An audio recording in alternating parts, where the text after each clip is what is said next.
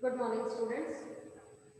So, yesterday we were studying about principle of superposition of waves. Okay. So, chapter number 15, wave motion. Okay, this is part 3. Okay, in the first part, we have found out the equation of a plane progressive wave. Any wave which is traveling forward, that is the energy is propagating forward, we call it as a plane progressive wave. So the wave which is propagating, that is the plane, we found its equation, which is equal to y is equal to a sin omega t minus k. Y is equal to a sin omega t minus k. This is the wave equation. Particle vibrating along y-axis. A is the maximum displacement, which we call it as the amplitude. Omega is the angular frequency, 2 pi mu. K is called as the propagation constant, which is equal to 2 pi by lambda. Okay, and the wave is propagating along plus x-axis. The wave is propagating along plus x-axis. This is the plane wave equation. Okay, if the wave is propagating along minus x-axis, that is x is equal to minus x, then the wave equation will be a sin omega t plus kx. Okay, so this is the equation of a plane progressive wave which we have studied. We have found this equation. Okay, then we have studied the Newton's formula for the speed of sound. The speed of sound propagating in air. It is given by under root V upon rho, bulk modulus upon the density of that medium. Okay, in whichever gas, in whichever medium it is propagating in fluids. Okay, the bulk modulus of velocity upon the rho under root of it. Okay, this is the speed of the sound waves in air. Now Newton derived the formula. He assumed that when the sound wave is propagating, the isothermal conditions are satisfied. That is, the temperature remains constant. But so he got the formula under root T upon rho. Using this formula, the theoretical and the experimental value do not agree with each other. So Laplace corrected it, and according to Laplace correction, he assumed that when the sound wave is propagating in air, not the isothermal, but which conditions, adiabatic conditions are satisfied. That is, the heat remains constant. So this will be the bulk modulus under adiabatic condition, and we have found out the bulk modulus under adiabatic condition. It comes out to be under root gamma p upon root. So this is the speed of the sound waves in air, and this using this formula, the theoretical and the experimental value closely agree with each other. So this formula is assumed to be correct. Okay, so this is the formula for the speed of the sound waves in air under root gamma p upon rho. Then we have discussed the factors affecting the speed of sound.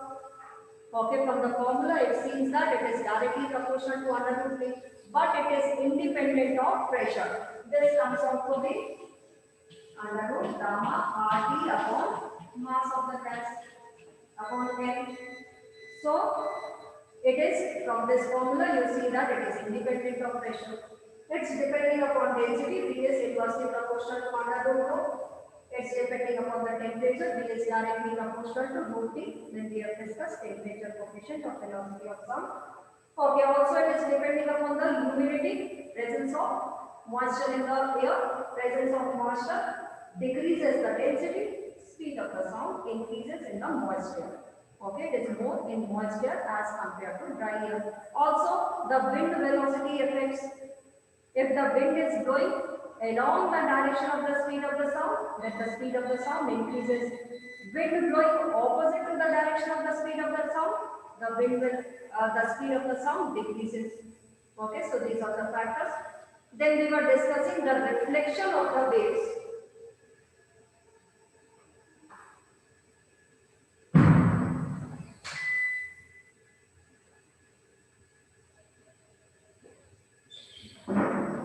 Okay, reflection of waves. The wave can be reflected from a rigid boundary or from an open boundary. If it reflects from the rigid boundary, it changes its phase by pi.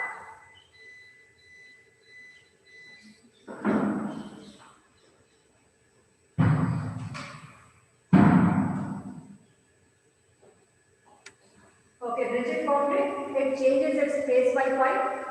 Open boundary, it does not change it. It does not change its phase. Okay, but in both the cases, the reflected wave will be traveling along minus x-axis. So this will be the equation of the reflected. This is the incident wave which is traveling along plus x-axis. Okay, reflected wave will be traveling along minus x-axis. So this will become argument of sine will become omega t plus kx. Okay, now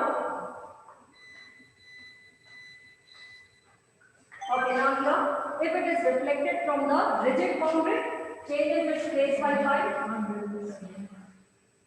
It changes its phase by pi, so it will become minus. Okay, omega t plus kx plus pi, that is minus omega t plus kx.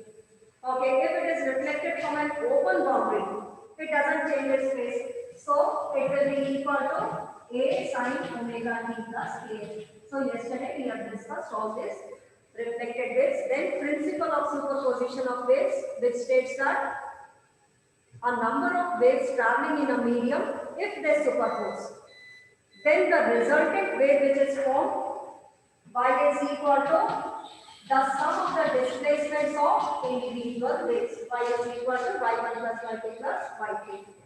Okay, so this is the principle of superposition of waves, and due to this superposition, three effects may arise. The first one is interference, which you will study in class 12. The second one, standing waves or the stationary waves, and the third one is these. Okay, so today we'll start with standing or the stationary waves. Start writing. Okay, write down. Okay, all these things we have already discussed in the previous classes. So you can kindly check the videos. Okay, now comes standing or the stationary waves.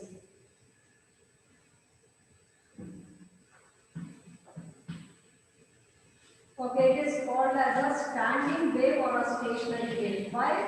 Because it appears to be stationary. That is, there is no propagation of energy forward.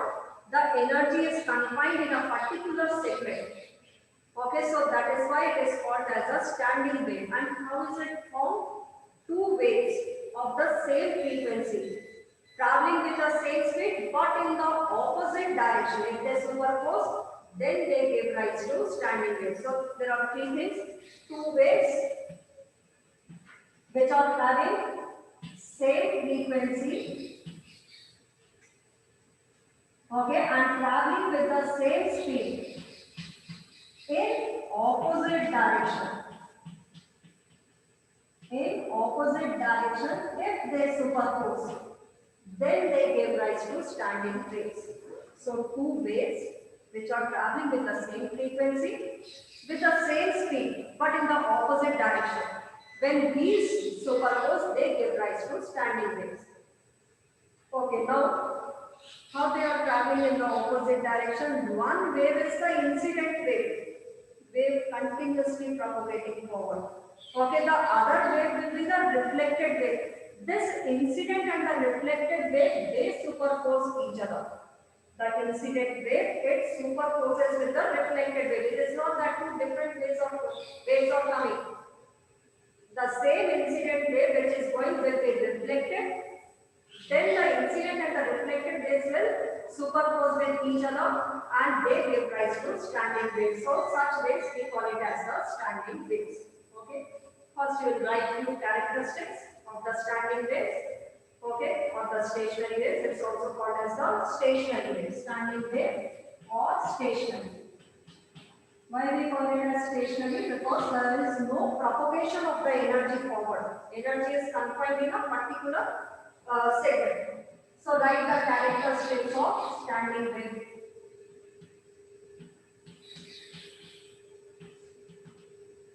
Okay, the first point, as the name itself is suggesting, standing or stationary. That is, there is no propagation of energy. So write down, there is no propagation of energy. First point, write its characteristics. There is no propagation of energy.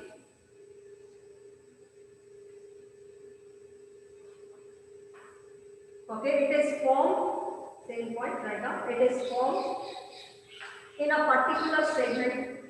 Formed in a particular segment. Okay, Okay, in a segment or in a loop it is formed. Okay, write the second point. Okay, when these standing waves are formed, there are some points in the medium which are permanently at rest. They are not vibrating at all. We know that how the wave propagates. The particles are vibrating and they pass their energy from one center. That is, we call it as a plane progressive wave.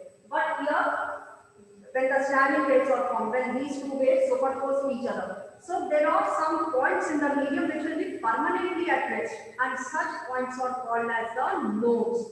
They are called as nodes. So write down some points in the medium. Some points in the medium are permanently at rest. Some points in the medium are permanently at rest and are called as nodes. And are called as nodes.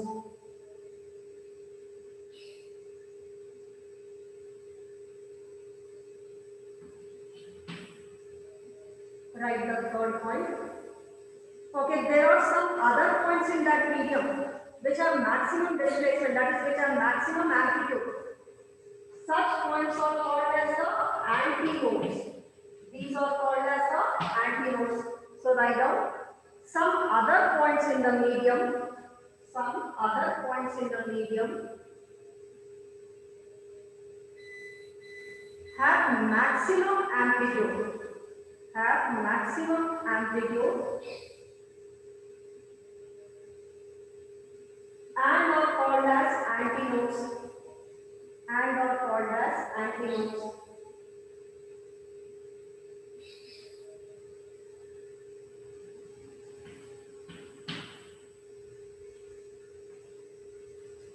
Okay, write the next point. Okay, always an antinode will be formed between two nodes. An antinode is always formed between two nodes. So write the next point. An antinode is formed between two nodes. An antinode is formed between two nodes. An antinode is formed between two nodes. Write the next point. Write down two consecutive nodes or antinodes. Two consecutive nodes or antinodes.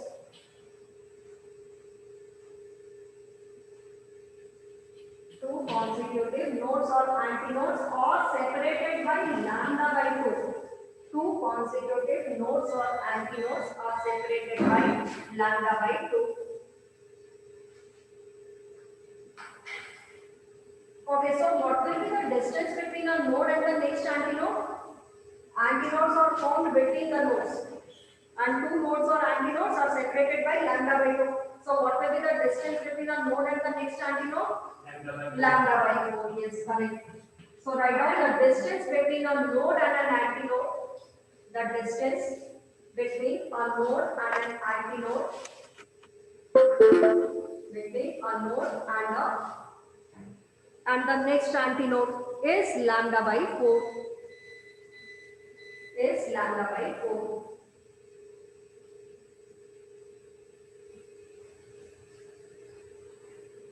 Okay, so these are the characteristics of the standing waves. Let's once again revise it.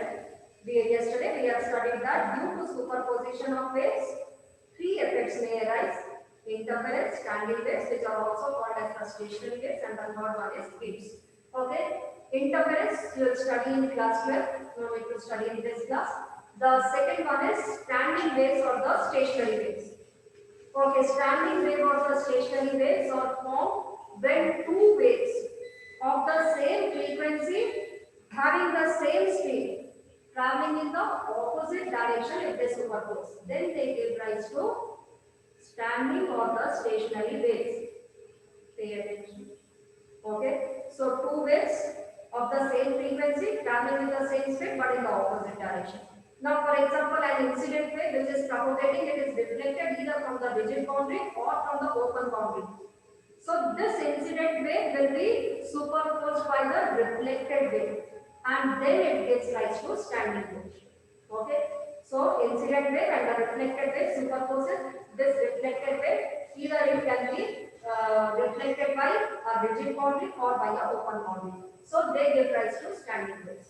Then we have studied few characteristics of the standing waves. Standing waves. What is standing? The energy is not propagating forward as in the case of a traveling wave. In case of a traveling or a progressive wave, we have seen that the energy propagates, the particles vibrate, they pass the energy to the next set and so on. So the energy propagates. Here, the energy does not propagate. That is why it's called as the stationary. It appears to be stationary. Okay, it appears to be stationary, so there is no propagation of energy. Energy is confined in a particular loop. Okay, in a particular segment, the energy is confined. Okay, so this wave is also formed in a particular segment. So that is why we call it as a standing wave. Okay, now when these waves are formed, there are some points in the medium which are permanently at rest. That is, they do not vibrate at all. Those points are called as the nodes. Okay, we'll derive the equation, then it will be more clear. Whereas there are some other points which have maximum amplitude. Those points are called as the antinodes.